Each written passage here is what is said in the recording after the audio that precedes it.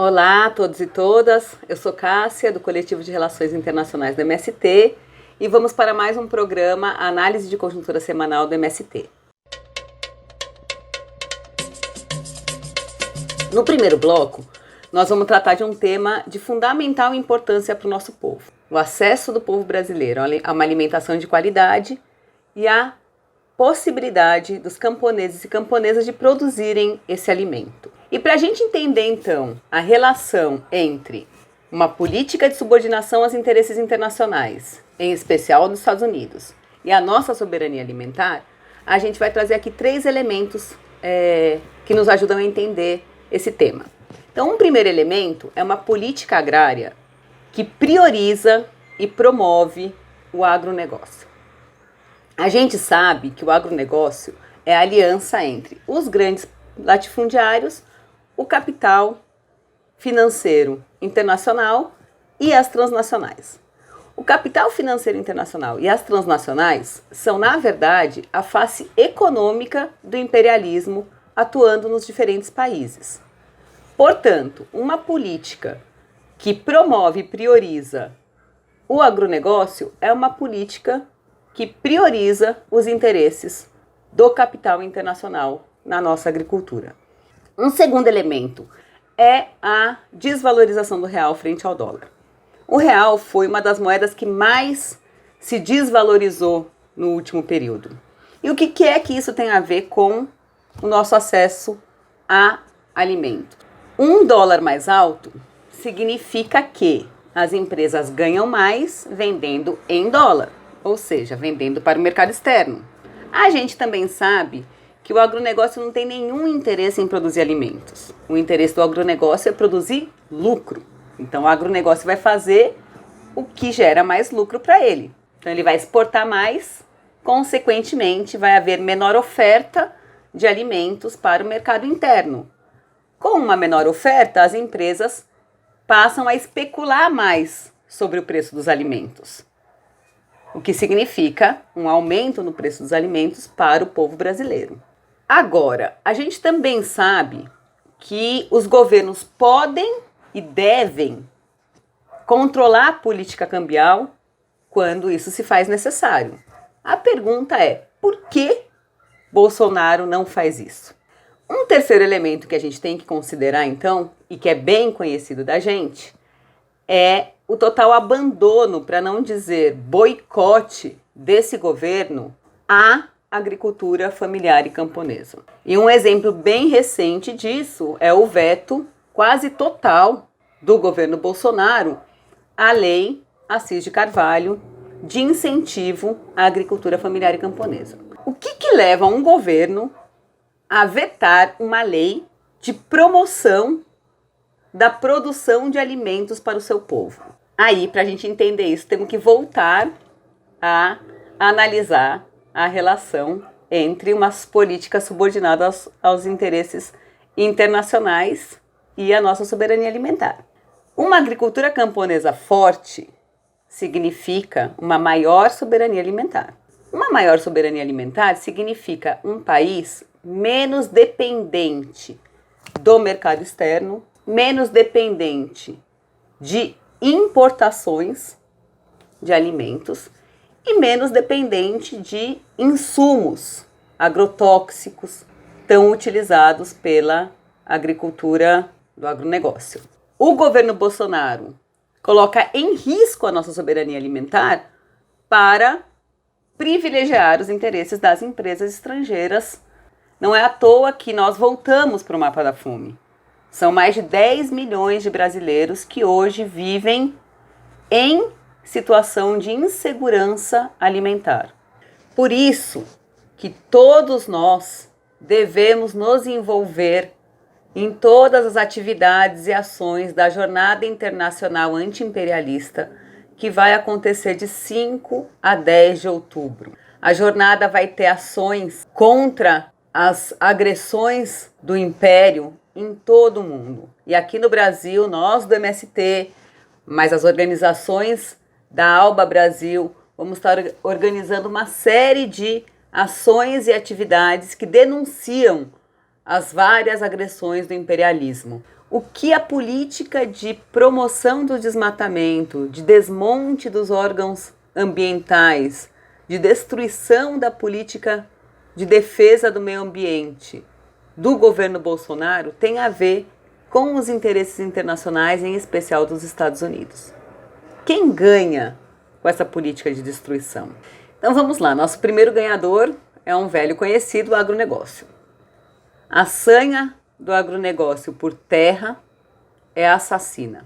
Ela mata pampa, mata floresta, mata cerrado.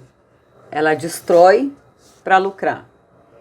E um exemplo simbólico disso é a soja, um dos principais motivos do desmatamento e da destruição do cerrado e que hoje avança também para regiões da Amazônia. Em 11 anos, a área cultivada por soja aumentou 76%, significando hoje mais de 50% de toda a área cultivada de lavoura no Brasil. 70% da soja produzida no Brasil vai para exportação. As duas empresas que mais exportaram soja e milho do Brasil em 2019 foram duas empresas transnacionais do agronegócio, a Cargill e a Bunge. Um segundo ganhador são as mineradoras. Em janeiro desse ano, Bolsonaro assinou uma lei para literalmente vender a Amazônia para as mineradoras.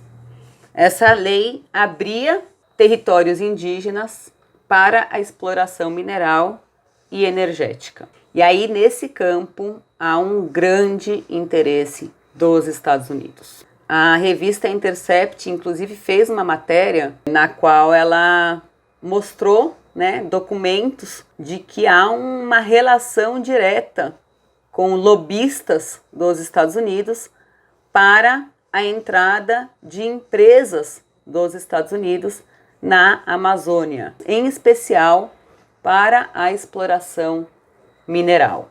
E o terceiro ganhador dessa política de destruição ambiental são as empresas de agrotóxico, na sua grande maioria transnacionais. A quantidade de agrotóxicos liberados durante o governo Bolsonaro foi a maior dos últimos 14 anos. Só durante a pandemia foram 118 novos agrotóxicos liberados. 1/3 de todos os agrotóxicos aprovados no Brasil são de propriedade de 5 transnacionais que controlam a produção do agrotóxico a nível mundial. BASF, Bayer, DuPont, Dow Química e Syngenta. Quem ganha com a liberação dos agrotóxicos? Essas empresas.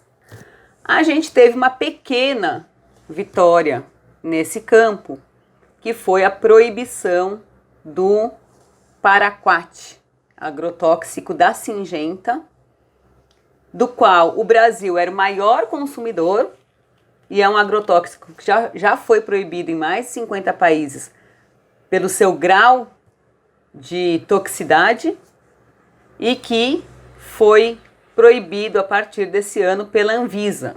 A boa notícia nesse campo é que a gente tem alguns bons aliados na luta contra as políticas de destruição ambiental do Bolsonaro, que é a comunidade internacional. Há um nível de crítica internacional às políticas ambientais do governo Bolsonaro muito grande. Recentemente, o relator especial da ONU para resíduos tóxicos e direitos humanos, que teve no Brasil fazendo um reconhecimento das violações do governo brasileiro nesse campo, fez uma orientação oficial solicitando uma investigação da ONU com relação às questões ambientais e direitos humanos no Brasil. É a primeira vez que o Brasil é alvo de uma investigação internacional desse tipo desde a ditadura militar. Mais de 240 organizações nacionais e internacionais apoiaram essa orientação e escreveram a governos de várias partes do mundo pedindo apoio a essa investigação, porque para ela ser aprovada no âmbito da ONU, ela tem que ser defendida pelos governos.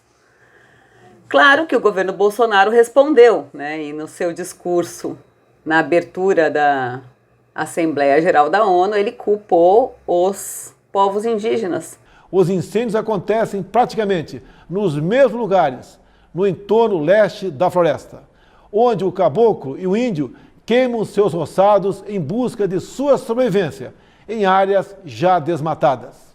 E a nossa campanha do plantio de árvores é uma mostra importantíssima de enfrentamento a essa política destrutiva do governo Bolsonaro.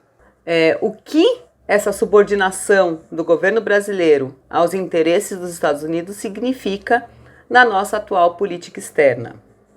E para isso, a gente quer refletir um pouco sobre a visita do secretário de Estado dos Estados Unidos, Mike Pompeo, a Roraima na semana passada. Bom, primeiro, quem é Mike Pompeo? É o principal porta-voz dos interesses políticos da administração Donald Trump. Mas Mike Pompeo também é um empresário vinculado à indústria petroleira e já foi da CIA nos anos entre 2017 e 2018 e é considerado cão de guerra do Trump na Venezuela. A segunda pergunta é: por que Roraima? Era de se esperar que uma visita de um alto funcionário do governo dos Estados Unidos se desse em Brasília. Mas não, Pompeo escolheu Roraima, o estado fronteira do Brasil com a Venezuela. Já há tempos que o governo dos Estados Unidos tem usado os seus governos aliados na região para atacar a Venezuela e o governo legítimo do presidente Nicolás Maduro, que Trump quer derrubar a qualquer custo. Bolsonaro, com muito prazer, se coloca no papel de marionete dos Estados Unidos para atacar o nosso país vizinho, para atacar a soberania e a autodeterminação de um país vizinho. A visita do Mike Pompeo foi muito criticada por vários parlamentares brasileiros que classificaram ela como uma intervenção à soberania brasileira. E o resultado dessa visita foi muito rápido, né? Só algumas horas depois do Ernesto Araújo se encontrar com Mike Pompeo, ele enviou uma carta ao governo da Venezuela descredenciando oficialmente os diplomatas venezuelanos que estão na embaixada da Venezuela em Brasília. Como dizia Che, numa entrevista que ele deu uma vez a uma rádio dos Estados Unidos, em que a jornalista perguntou para ele quais são os principais problemas da América Latina. E Che respondeu: a América Latina tem dois problemas principais: o imperialismo e o imperialismo. Aqui hoje a gente pode dizer que temos dois problemas principais: o imperialismo e um governo pró-imperialista. Lutar contra o imperialismo é lutar contra todas as guerras que os Estados Unidos promovem no mundo inteiro. Mas é também lutar pela nossa soberania alimentar. É também lutar pelo nosso meio ambiente. É também lutar pela nossa soberania nacional.